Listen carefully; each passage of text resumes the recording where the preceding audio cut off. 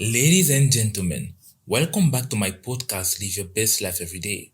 My name is Stefan Dajo, and today's topic is going to be about self-sabotage, how to spot it and stop it. Alright.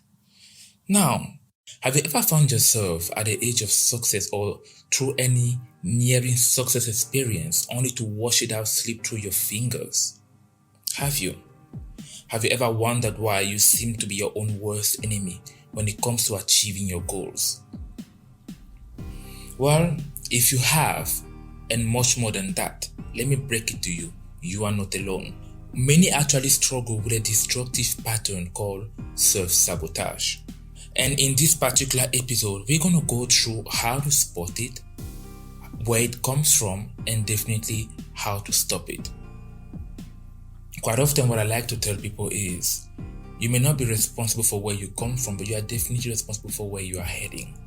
And part of everything in life in terms of overcoming means that you need to first acknowledge that you are dealing with something, or perhaps that you are struggling with something. And then only can you begin to attract solutions and of course answers in order for you to arm yourself or better equip yourself, to overcome that particular situation. And self-sabotage is one of them. It is as if you have one foot on the gas and the other on the brake, and that prevents you from moving forward. Now, this self-destructive behavior can manifest in various forms. For many, it manifests as procrastination, for example. For others, it may come across as self-doubt. For some, it's represented through the fear of success. For others, negative self-talk. And of course, for many, is engaging in unhealthy habits. Now, the fact is, whatever happens to us in life, we have, I believe, 50% of responsibility, into the outcomes. Now, the rest could be outside factors. And I say that to say this. Many things can prevent us from achieving certain things in life, but I feel like the worst that could happen is for one to prevent themselves to achieving things. And that leads me to the following question. Why do we self-sabotage? Why is it that we knowingly or unknowingly stop ourselves from moving forward? Well, here are a few reasons. The first one is the fear of failure. Now, paradoxically, the fear of failure can lead us to self-sabotage. It can lead us to actually sabotage our own efforts to avoid facing the possibility of not measuring up. And this is something that is very much recurrent in the work life, especially, or perhaps in our personal lives. In terms of achievement, let's say, for instance, we want to venture into something that we haven't done before, something new altogether. But because we are afraid of failing, or what if it doesn't work? What will people say? What will people think? And so on. We care so much about what could happen if we fail that we end up forgetting about what could happen if we succeed. And that right there can stop a lot of people from achieving what they want in life. You need to understand that if you were able to conceive something, if you were able to conceptualize something, it means that you have what it takes to run with it. Your dream or your vision is yours to run with. If you get people to support you along the way, it's great, but if you don't, you need to believe in your own craft. Out of you chasing a new venture, there are two possible outcomes. Yes, you may fail, but also you may succeed. And out of failures, you could actually learn so that you can better yourself or better equip yourself or better arm yourself for your next venture. And if you succeed from the first go, that's amazing. But either way, you need to stop seeing failure as the end of it all. No, failure is an opportunity to learn. And the moment you adjust your mindset and thought process to seeing things that way, trust me, you are halfway there. And that's just that. Alright. Now, the second point is the fear of success. Yes, indeed. I know previously we spoke about the fear of failure, but here instead is the fear of success. And I'll tell you why. Many people find success as intimidating as failure because achieving success may mean stepping into the unknown, like facing new challenges, dealing with higher expectations, like raising the bar too high and later on not being able to keep up with the standard that has been established. Well, again, that is just part of life altogether. But then again, if you are afraid of failure, that's one thing that can stop you from living. If you are afraid of success, that's another something that can stop you from living, or better yet, from fulfilling yourself. And one thing that you have to remember is this: just because you are alive doesn't mean that you are living. And that means that just because you want to set yourself onto a certain venture doesn't mean that you are bound to succeed or fail. But you have to open yourself up to learning and moving forward. I think that's what we need to flex on. It is all about the forward moving motion.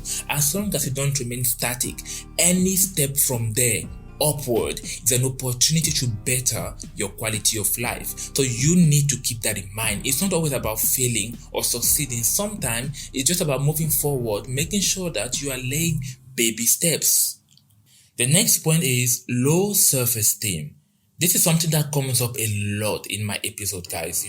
Low self-esteem. The lack of self-worth can lead you to self-sabotage without a doubt.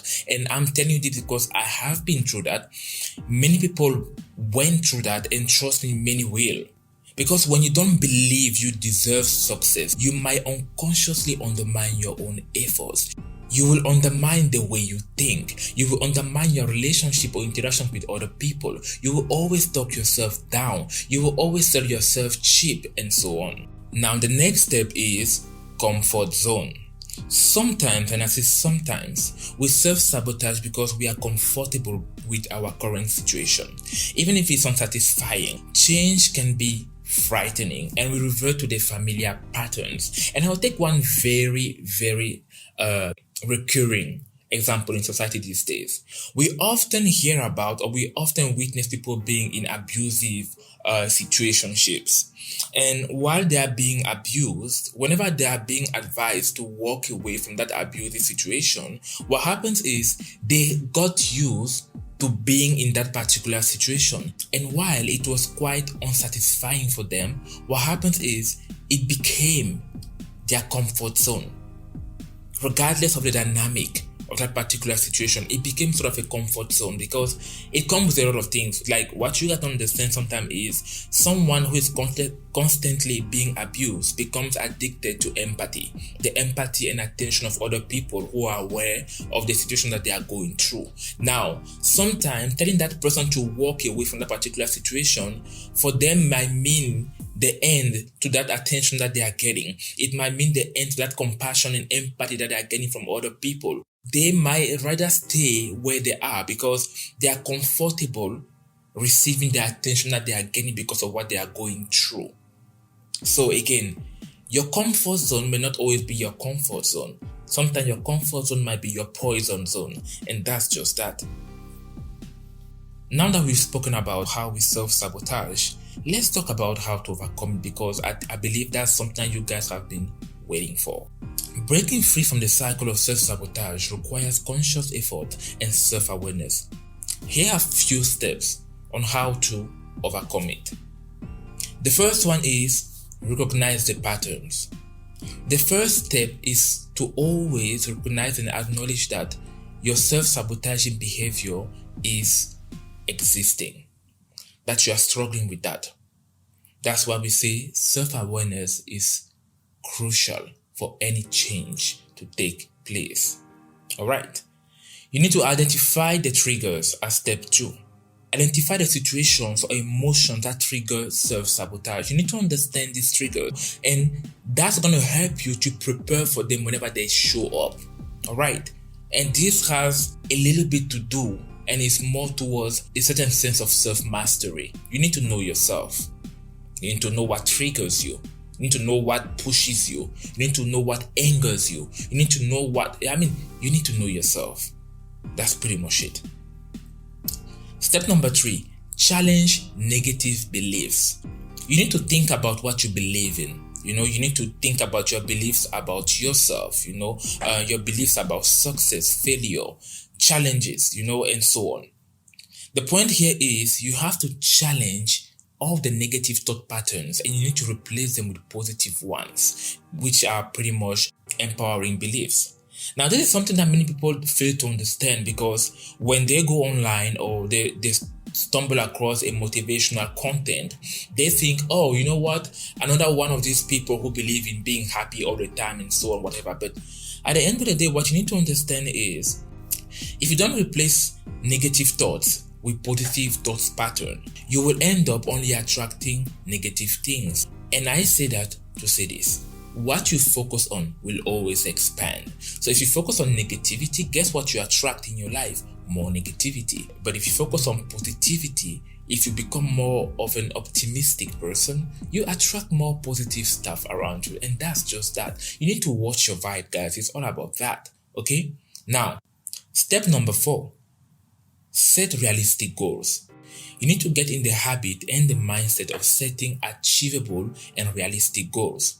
Break down larger goals into smaller ones or manageable steps and celebrate small victories along the way. You need to start getting into this habit of, you know what, baby step matters. So please, whenever you achieve a baby step, a little step, give yourself a little tap on the shoulder and say, well done. It's been a great day, or perhaps better yet, it's been a bad day, but you know what? In the midst of this bad day, I managed to make this happen. I managed to get this done. Celebrate those little victories. You know why? Because what you focus on will expand. And that's just that.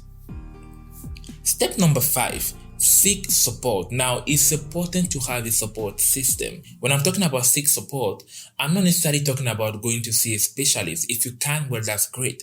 But it's also great to have a supportive system, and those could be your trusted friends, family members, or a coach for those of you who would prefer to go for a professional. Now, step number 6, practice self-compassion. Listen, you need to treat yourself with the same kindness and understanding that you would offer a friend. You need to be gentle with yourself when you make mistakes. And I, for one, can tell you that I used to be that kind of person that when I make a mistake, I think I was the hardest person on myself ever, because part of being a control freak and a bit of a perfectionist, you are quite strict on yourself. And that's something that can end up being toxic, because at the end of the day, you need to give yourself room for failures and for mistakes. It's going to happen. It's bound to happen. But again, I learned to learn from my mistakes and failures and understood that it was an opportunity for me to grow, learn, better myself, adapt, adjust, and move forward. And that's it. Step number 7, visualize success. You need to get in the habit of using visualization technique. I remember posting something on LinkedIn the other day, and one of my colleagues commented it was about how do you start your day and what type of mindset you adopt so that it brightens up your day and helps you start your day with a smile. And a colleague said this. He said, when I get up in the morning and I'm preparing for my day before I leave the house, I kind of project myself into the day, the different meetings that I'm going to have. And I see myself doing well or performing well, or perhaps getting what I need to get done or reaching those particular KPIs that I need to reach throughout that day or with that client. And that only make me smile as I set my mind for the day. And this is pretty much what I'm talking about here. You need to project yourself ahead of things. Project yourself, see yourself succeeding, see yourself being at places where you want to be before you even get there. Because positive imagery can help rewire your mind for success. And that's just that. Step number 8, take actions. Now, we need to walk the talk. Challenge yourself to step out of the known into the unknown. Take calculated risk.